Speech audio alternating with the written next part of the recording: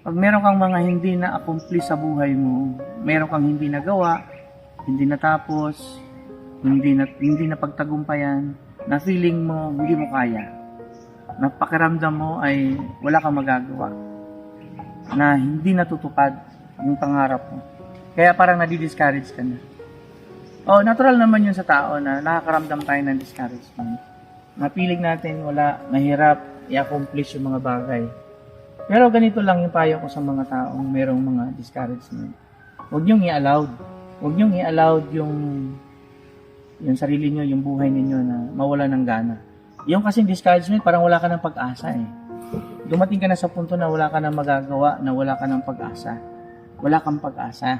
Kaya ka nakakaramdam ng ganung feeling na discouragement. Yun lang naman na equals nun eh. Dahil merong gumawa sa atin ng hindi tama. Meron gumawa sa atin ng mali. At meron din tayong nagawang mali at hindi natin nagpagtagumpayan.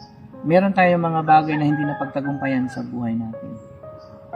Halimbawa, yung mga bagay na hirap tayong i-overcome, mga addiction, huwag kayong mawalan ng pag-asa. Kayang-kaya yan. Sa tulong ng Diyos. Oo.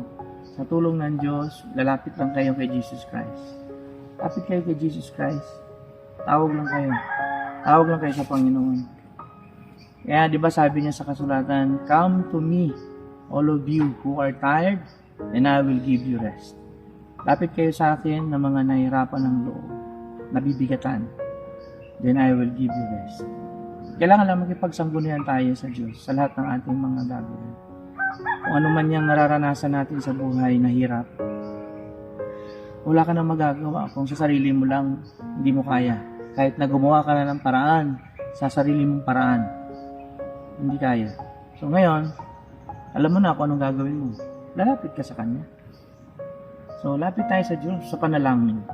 Iluhod mo yan sa Diyos. Tuhurin mo yan. Gamitan mo ng tuhod. Ibig sabihin, lumuhod ka. Lumuhod ka sa Panginoon. Lumuhod ka sa Diyos. Pag nawawalan ka na ng pag-asa sa buhay, walang iba makakapagbigay sa atin ng hope, ng pag-asa ba, kundi ang Diyos na lumikha sa atin lahat. Yung nagbigay sa atin ng buhay. Manalangin at magtiwala ng lubos sa Diyos. Yun lang yung solusyon. Wala nang iba. Pag tayo nakakaramdam ng parang wala na tayong pag-asa, hirap na tayo, yun lang yung solusyon doon. Wala nang iba.